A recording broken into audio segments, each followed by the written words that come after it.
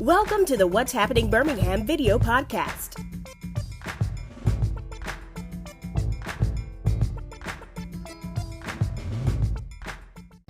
Hello everyone, this is Jarvis Escott with What's Happening Birmingham. I am back again with Jefferson County Sheriff Mark Pettway. Sheriff Pettway, thanks for coming on today. Thank you, Jarvis, for having me. And we're excited to share some things with you about what we're doing here in Jefferson County Sheriff's Office. Great. I always like to bring Sheriff on at least once or twice a year to kind of update how he's, like to say, protecting the citizens of Jefferson County and also how you are just, bridging the gap with the community. But the first thing I want to start, I want to get to the work portion of what you all do.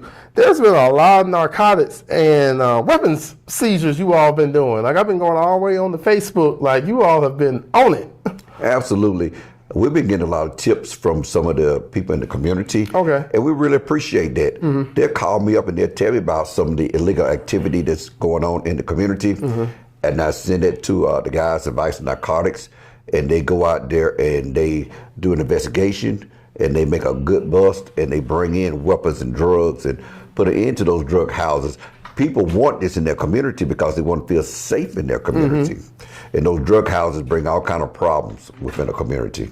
Yeah, because there's one, time this taping is, it's July, but you got one, I think, yesterday, and this was like a major one that you got, like, I would say 31 grams of heroin, oxycodone, cocaine, weapons. Like, these folks just not having just some stipple sash of weed. It's like they got like just an operation going. It is, and those drugs are bad for our bodies if they're consuming those drugs. It's shortening the time of our life. Sometimes those drugs are so deadly that if you touch the powder of it, it will kill you. But we don't want that in our community. We want our communities to be free of those drugs. We want people to live a long life. We want them also to be safe because it causes a war between other gangs and other people that are trying to sell drugs. So we don't want that on our streets. We want our streets to be safe and people to be able to live in those communities without having to worry about illegal drugs or the sale of illegal drugs. Yeah, I know it's like the cooperation that you've had, along with the local police force, but also the state and the federal and getting these people, because these are like some major, say like kingpins that you're getting somewhat. Absolutely. Information like that we've been getting from the public helps us go in and do operations. We also bring in other agencies. We work very good with other agencies like the city of Birmingham, federal partners, the state. Working together, we can do a whole lot more. And we can make our whole county, city, state, whatever, safer by working together. Okay, well, let's talk about some of the events. Like, your biggest theme is like bridging the gap. So you've been doing a lot of different events. Of course, in the summertime, you always do the Hoop Fest. So how did that go this past season? The Hoop Fest is awesome. Everybody wants the Hoop Fest to come to their city. And we do a good job of getting it around to as many cities as possible. We give out a lot of great gifts. But we tell people that you don't have to live in the city to participate in Hoop Fest. So all you have to do is sign up and come and participate. Now, we love to see the people come out and support it. We love the people to participate in it. And we give away great prizes. And it gives us a chance to talk to the individuals about conflict resolution. We know in the game of basketball, there is opportunity for you to get fouled. So if you get fouled, will you resolve it by going to take the ball out or go to the free throw line and take a free throw shot? That's where you resolve conflict in the game. In life, we want you to be able to find ways other than violence to be able to resolve conflict. We don't want anybody to die because there is a possibility of conflict that has happened, and to use violence, that is not the way to solve it. There are other ways that you can solve conflict than violence. Oh, yes, I agree. The next event I've seen on Facebook is doing some game truck. Yes, game truck is something that we take to the communities to touch the young kids, to let the young kids know that they can trust us. They see and they know things that's going on in the communities. Sometimes they get bullied, but when we go out there with the game truck, they'll talk to us. They'll tell us certain things that's going on. They see us as their friend and not an enemy.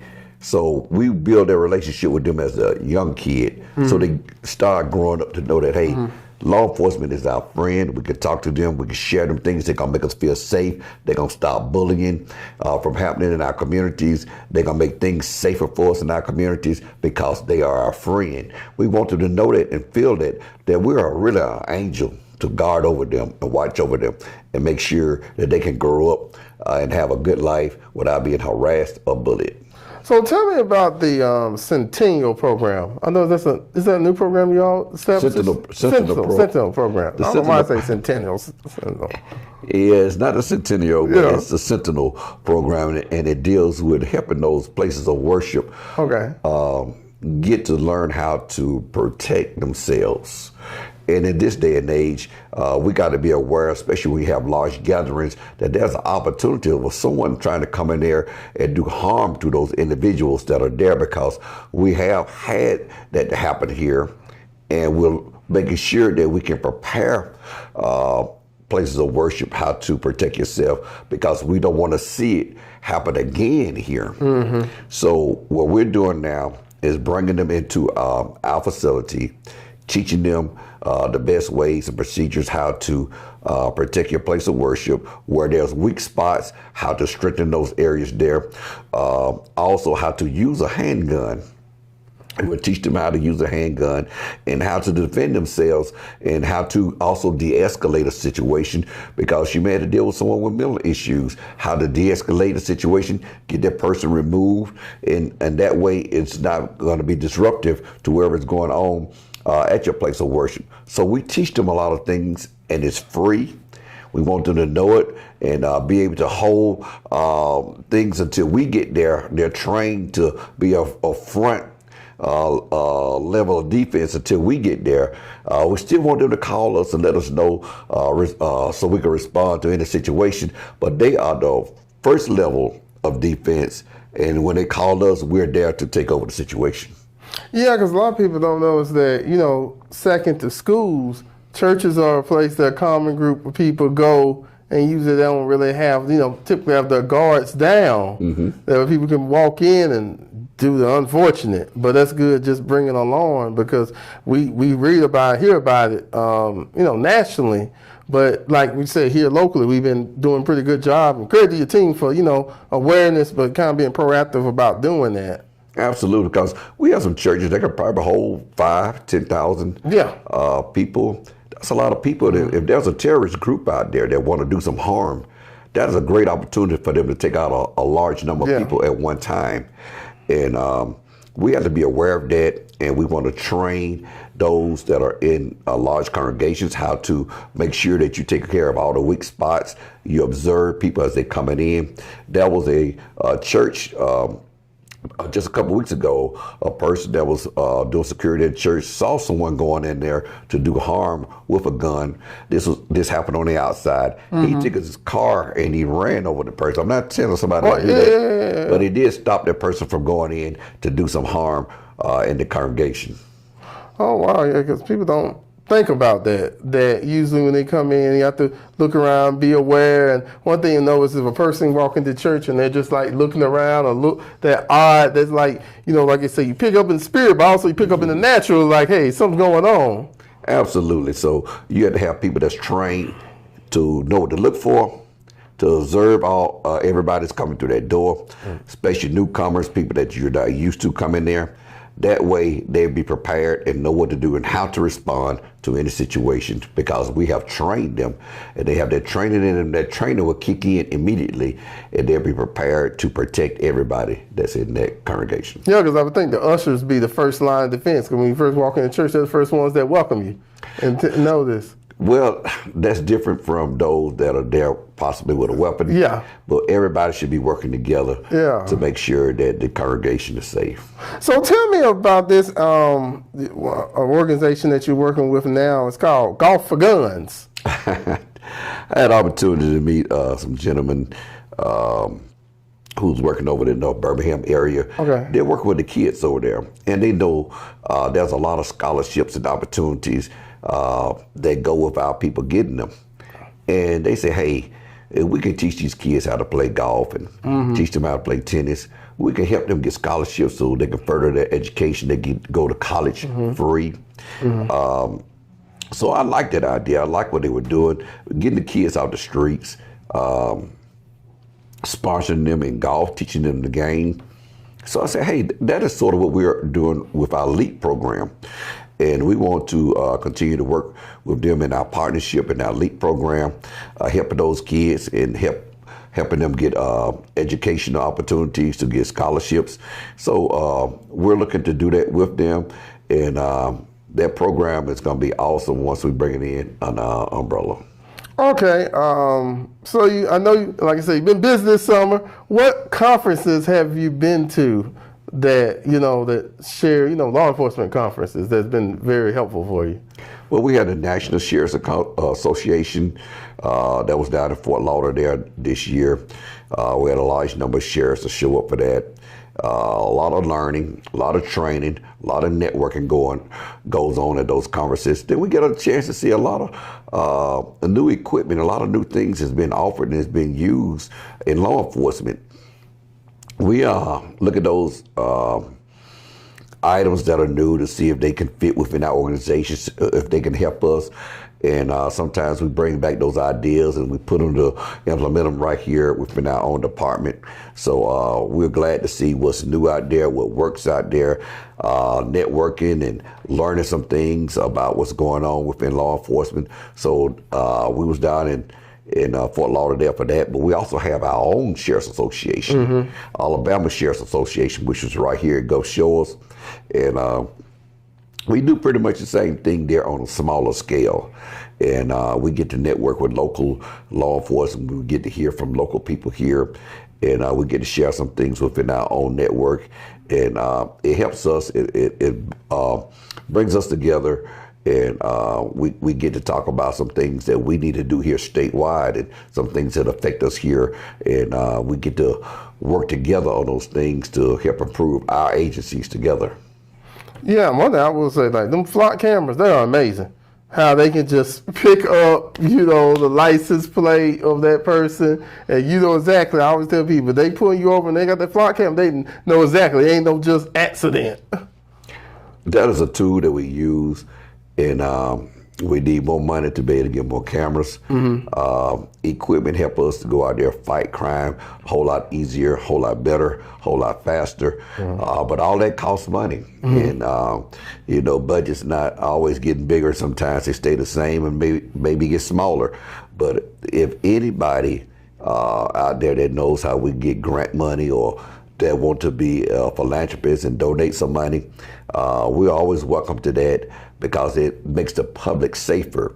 If you have a community that you want to help provide some security for, come and talk with us so we can help that community, because whatever community we make safer, that means that anybody in there that's committing a crime will not go over to your area to commit a crime. If we stop crime anywhere, it affects everywhere. So we want to make sure that we stop the spread of crime for any community so it won't spread over to all other communities. Yeah, and like I said, this time of taping, it's time for school again. So one of the things you all do, you work with the Jefferson County school system, make sure to protect anything you're going to do new this year or any improvements. We'll be in the schools with our SRO officers. Oh, yeah.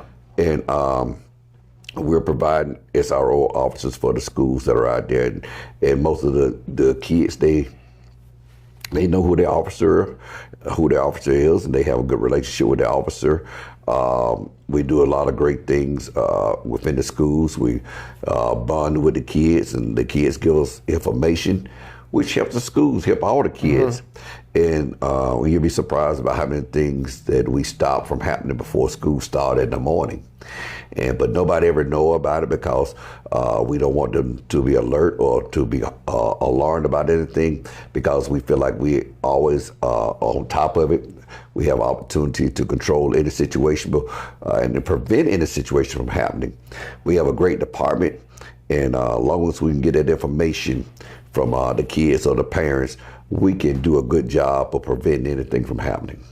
Okay, so one thing I always like to, whenever I bring you on for an interview, is recruitment update. Anything new, jobs you all are offering? We're still hiring. We have a lot of positions that we're hiring for. first and foremost, deputy positions. If you're looking to become a deputy sheriff, we would love for you to come here and work right here in Jefferson County. We have great opportunities for you here. If you like dogs, we got a great K-9 unit. If you like solving crimes, we got a great opportunity for you to be a detective here. If you like just going out there measuring things and figuring out things, we have a great forensic unit here for you to be a part of. We have a lot of things for you to do. If you like going out meeting, greeting people, we have a patrol division that goes out into the communities, get to know who the community, people in the community, and they serve the community. But also, we have other areas in which you can serve. We have a jail if you want to be in a jail, working in the jail. We have aeronautical unit where we have a pilot and those that work with the pilots and drones. We have a lot that you can do right here at Jefferson County Sheriff's Office. You can definitely find a place here to work. But also, if you want to be a reserve deputy, if that's something that you want to do like on the weekends, we have opportunities for you here to come and be a reserve deputy and work out with us right here, serving your community, serving the community that you live in as a reserve deputy or a chaplain. If you want who likes to pray with people, come and be a chaplain. We have a great chaplain the department here. They go throughout the whole county praying all over. They go into the jail praying for those that are incarcerated. They go to different churches and different places in events, and they're there to pray for anybody that needs prayer. I believe in prayer, and I know what prayer can do. I'm a man of faith, and I know what faith can do. But we definitely have a whole department of chaplains that can go out there and make sure that this county has someone praying for them. So we have a lot that we do. We have an academy that teach and train people. And we train people on how to use their guns, and it's free. So if you have a gun and you never used it before, come on out to our academy. Download our app. We have an app, Jefferson County Sheriff's Office, Alabama. Just about every state have a Jefferson County, but you have to make sure it says Jefferson County Sheriff's Office, Alabama. Download it. Look out there for the different training opportunities that we have. Sign up. What is for the Sentinel program to teach you how to protect your house of worship, or what is for you to come out to our range and learn how to use your gun, or we have opportunities for you to learn how to deal with people with mental issues. We teach courses about how to de-escalate situations, how to work with people with mental issues. So we have a lot of training that goes on, and it's free. We want you to come and be a part of what we're doing right here at Jefferson County Sheriff's Office. But if you're looking for a job, we definitely want you to go to our site or go to the Personnel Board of Jefferson County and sign up. And we would love for you to be a part of this Jefferson County Sheriff's Office family. You know, one thing I was thinking when you was talking about the gun lock, there was an incident maybe like a month and a half. It was at a local restaurant where the gun just went off. And I started thinking about that, you know, those type of unfortunate incidents where if somebody would have just had a gun lock, that could have been avoided. And unfortunately, the young lady lost her baby because of that one, you know. Well, that's very unfortunate. You know, we pray for that family, to pray for the one that was lost and that family. I know it's very tragic. But yes, you're right. We can prevent a lot of things from happening, and we give out gun locks. We partnered with the Department of Health. Dr. Hicks is a great partner over there, and he is all about public safety also. He want to make sure that they can give out gun locks, so we partner with them to give out gun locks to help protect the safety of the community. That he thought that was a public health situation in which we were losing lives by people that were lost life at the hand of a gun. Also, we partnered with Children's Hospital. They saw a lot of children that were coming in with gunshot wounds. And so they partnered with us also to give out gun locks. Now, to let these gun owners know that if something happened and it's your gun, you are responsible, which means that you could possibly get locked up if your gun was used in a situation and you did not have a lock on that gun. So please come and get a free gun lock. It is free, and we will be glad to give it to you, you can stop by Jefferson County Sheriff's Office, the Department of Health, or Children's Hospital and get you a free gun lock. And one thing I want to say too, and maybe this is a topic, maybe for a future session, there's a lot of state laws that have been changed about, since we have the right to carry and permitless carry, but if you actually shoot in certain dwellings, that's, whew, but that's a whole nother segment, everybody, about just the, the change in, the gun laws and everything. If somebody start firing and everything, but like I said, a whole nother segment. So what are your goals and objectives for the rest of the year? Now we're at the 6th month. Well, right now we're preparing for school to start back up next month within a few weeks. We just had summer with the sheriff, which is still going on right now. It's an enrichment program, making sure that the kids retain the stuff that they learned through the school year and prepare them for the next school year and give them something constructive, not destructive to do. So we're taking them out the streets, giving them something good and fun to do while school is out, but it's in the school setting. But we want to make sure that when school starts again, like last year when we did it, those that were participated in Sheriff with the Summer, their scores trended up during the school year. That's what we want to see. We want to see the kids' scores go up and they do better in school so they get scholarships. Also, we have coming Faith in Blue will be in October. So that's an opportunity for us to get with the faith community and the different communities right here and have an opportunity for us to come together and bridge the gap. And we'll be doing things in the community to bridge that gap and to build that trust within the different communities around Jefferson County. So pay attention to our app and to any announcement that may be coming out through the media about where we will be during that time. And it's free. We want you to come out and participate in Faith and Blue Weekend. And as always, Sheriff's Night Out that will be happening also. And we're looking forward to coming to different communities on the Sheriff's Night Out at these different communities. Come out, get to meet your local law enforcement, share things with us so we can know how we can best serve you.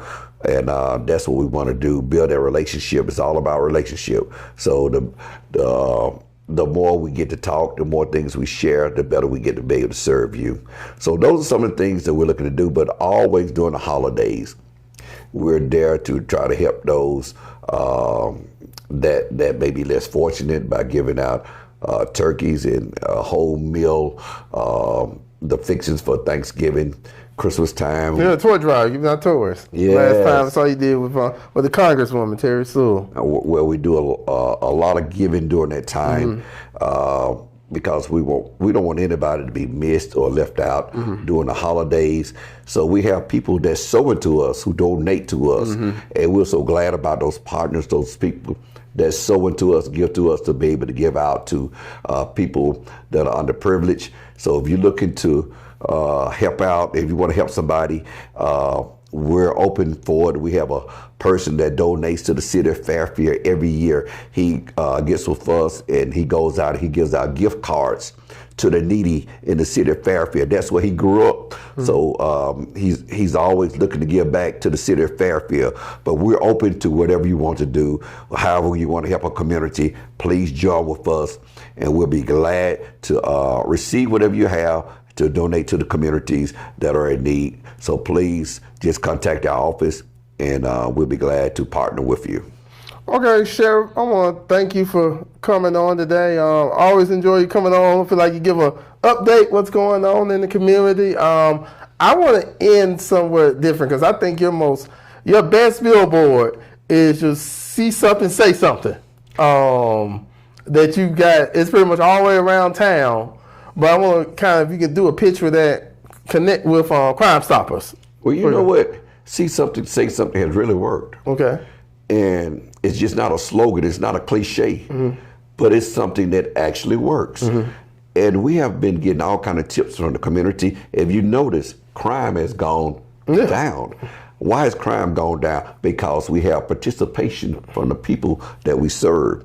They are part of helping us bring crime down. So it's not just a cliche anymore, but it's something that actually happens and works. Crime Stoppers, great organization. I sit on the board. They do a great job of getting information out and helping us solve crimes by offering rewards. And they bring in all kind of tips that we go out and investigate. So Crime Stoppers, very, very, very useful right here in our community. And we're thankful for them and the work that they do. And as I said, I sit on that board and I see how effective Crime Stoppers is working right here within our own community. But it's our community that has stepped up and responded to those things. They want a better community, and we're providing for them. The law enforcement has come together. Jefferson County, the city of Birmingham, all these other cities, we have stepped up our law enforcement, and we're working to make this a better place, a safer place for everybody. And that's what we do each and every day. We put this uniform on, put that badge on, we leave out that door. Our top priority is make sure that this city, this county is safe. And you all not playing no more about celebratory gunfire on the 4th of July no more. Because I've seen that everywhere. Like, be careful. You know, we're coming. We're looking for you. What goes up must come down. Yes. It can hurt someone as it comes back down. So know that that is not the way to celebrate, whether it's the 4th of July or New Year's. We don't want anybody out there shooting a weapon because it's going to do some damage at some point as it goes up, or if it comes down, it's going to do some damage. Yes. And Sheriff, like I said, I want to thank you. And definitely sometime I think in the future, probably sit down and explain these new gun laws that's passed in the legislature. Because like you said, we don't have a permit anymore. And people say, oh yeah, you can carry. But if you want to defend yourself, you need to know what the law says, because that's the difference between you, I guess, being locked up or, like you said, accidentally. Right. But if you have lost your privilege to carry a gun, just because the laws have changed, it does not give you a privilege to carry a gun. So don't be deceived. Make sure you understand what rights you have, what rights you may have lost, because I don't want you to be ignorant and go out there and do something that's going to cause you to get locked up again. So read, pay attention, and if you got any questions, please call and ask, and we'll be glad to give you information that you need to know. All right, well, Sheriff, thank you. Thank you all for watching. Please check out what'shappenedbirmingham.com for more interviews. Don't forget to subscribe to the YouTube channel. Check out the audio version of this on Apple Podcasts, and check me out on TikTok at What's Happening Birmingham, and see you all later. And Sheriff, what's that phone number if they want to report anything? We ain't on that. No. Our main number is 205-325-5700, and listen to the prompts. All right, well, thank you all again. Bye-bye. Thank you for watching the What's Happening Birmingham video podcast. Please check out our website, app, or subscribe to our YouTube channel for the latest videos today.